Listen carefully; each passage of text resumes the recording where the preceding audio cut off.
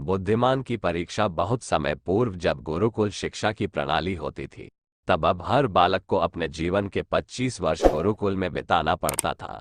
उस समय एक प्रचंड पंडित राधे गुप्त हुआ करते थे, जिनका गुरुकुल बहुत प्रसिद्ध था, जहां दूर दूर के राज्य के शिष्य शिक्षा प्राप्त करने आया करते थे।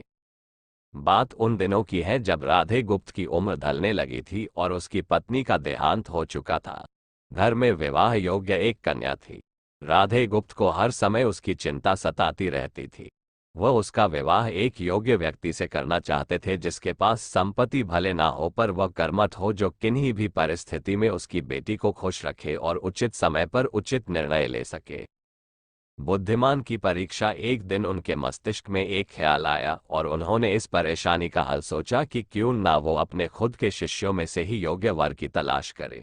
उनसे बेहतर उनकी बेटी के लिए और क्या हो सकता है। इस कार्य के लिए उन्होंने बुद्धिमान की परीक्षा लेने का निर्णय लिया और सभी शिष्यों को एकत्र किया। राधे गुप्त ने सभी से कहा कि वे एक परीक्षा आयोजित करना चाहते हैं जिसमें सभी की बुद्धिमानी का परिचय होगा। उन्होंने सभी से कहा कि उन्हें अपनी पुत्री के विवाह की चिंता है, जिसके लिए उनके पास पर्याप्त धन नहीं है, इसलिए वे चाहते हैं कि उनके शिष्य विवाह में लगने वाली सभी सामग्री कैसे भी करके एकत्र करें। भले उसके लिए उन्हें चोरी का रास्ता चुनना पड़े, लेकिन उन्हें चोरी करता कोई भी देख ना सके। इसी एक शर्त का पालन सभी को करना है। अगले दिन से सभी शिष्य कार्य में जुट गए। रोजाना कोई न कोई तरह तरह की वस्तुएं चुरा कर लाता और राधा गुप्त को दे देता। राधा गुप्त उन्हें एक विशेष स्थान पर रख देते, क्योंकि परीक्षा के बाद ये सभी वस्तुएं उनके मालिक को वापस करना जरूरी था, क्योंकि वे अपने शिष्यों को सही ज्ञान देना चाहते थे। सभी शिष्य अपने अपने दिमाग से कार्य कर रहे थे, लेकिन इनमें से एक चुपचाप गुरुकुल में बैठा हुआ था, जिसका नाम रामास्वामी था। वह राधा गुप्त का सबसे करीबी और होनहार छात्र था। उसे ऐसा बैठे देख राधा गुप्त ने इसका कारण पूछा। तब रामास्वामी ने बताया कि आपने परीक्षा की शर्त के रूप में कहा था कि चोरी करते वक्त इसे कोई ना देख सके। इस प्रकार अगर हम अकेले में भी चोरी करते हैं तब भी हमारी अंतरात्मा उसे देख रही है, हम खुद से उसे नहीं छिपा सकते। इसका अर्थ यही है कि चोरी करना व्यर्थ है। उसकी यह बात सुन राधागुप्त के चेहरे पर खुशी छा जाती है। वे उसी वक्त सभी को एकत्र करते हैं और पूछते हैं कि आप सब ने जो चोरी की, क्या उसे किसी ने देखा? सभी कहते हैं नहीं। तब राधागुप्त कहते हैं कि क्या आप अपने अंतर्मन से भी इस चोरी को छिपा सके? सभी को बात समझ आ जाती है और सबका सिर नीचे झुक जाता है, सिवाय रामास्वामी के। राधागुप्त रामास्वामी को बुद्धिमानी की परीक्षा में अव्वल पाते हैं और सभी के सामने कहते हैं कि यह परीक्षा मेरी पुत्री के लिए उचित वर तलाशने के लिए रखी गई थी। इस प्रकार मैं रामास्वामी का विवाह अपनी पुत्री के साथ तय करता हूँ। सभी खुशी से झूम उठते हैं, साथ ही चुराई हुई हर एक वस्तु को उसके मालिक को सौंप विनम्रता से सभी से क्षमा मांगते हैं। कहानी की शिक्षा।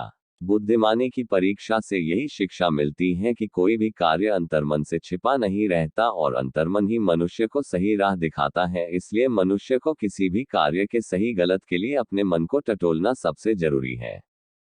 आज मनुष्य ने अंतरात्मा की आवाज सुनना बंद कर दिया है, इसलिए ही वो गलत रास्ते पर जा रहा है। हमारी अंतरात्मा कभी हमें गलत राह नहीं दिखाती, ये जरूर है कि मन की आवाज हमें वो करने की सलाह देती है जिसे दिमाग कभी स्वीकार नहीं करता, क्योंकि दिमाग सदैव स्वहित में कार्य करता है और मन हमें सही और गलत का परिचय करवाता है। ये सही गलत का परिचय ही हमें सदैव बुराई से दूर रखता है।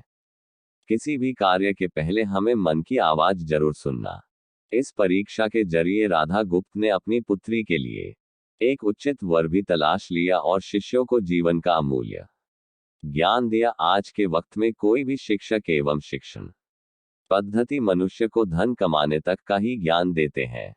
राजस्थान राज्य अभिलेखागार कहाँ एक बालक का सर्वांगीण विकास कहीं न कहीं लुप्त हो चुका है। आज का मनुष्य केवल बड़े होकर एक धनवान व्यक्ति बनने का ही ज्ञान विद्यालयों में लेता है, उस बालक को सही गलत का बोध कराने का दायित्व कोई भी नहीं लेता, क्योंकि उनके माता पिता भी आज के दौर में बस पैसा कमाने में लगे रहते हैं और शिक्षक भी केवल किताबी ज्ञान देकर अपने दायित्व से मुख मोड़ लेता है। ऐसे में ये छोटी छोटी कहानियां व्यक्ति को सही गलत सिखाने में अहम भूमिका निभाती हैं, लेकिन आजकल इसके लिए भी वक्त मिलना मुश्किल है। यह एक गंभीर समस्या है जिसके फलस्वरूप आज के बच्चे आसानी से गलत राह पर चलने लगते हैं और उन्हें इसका भा चाहिए।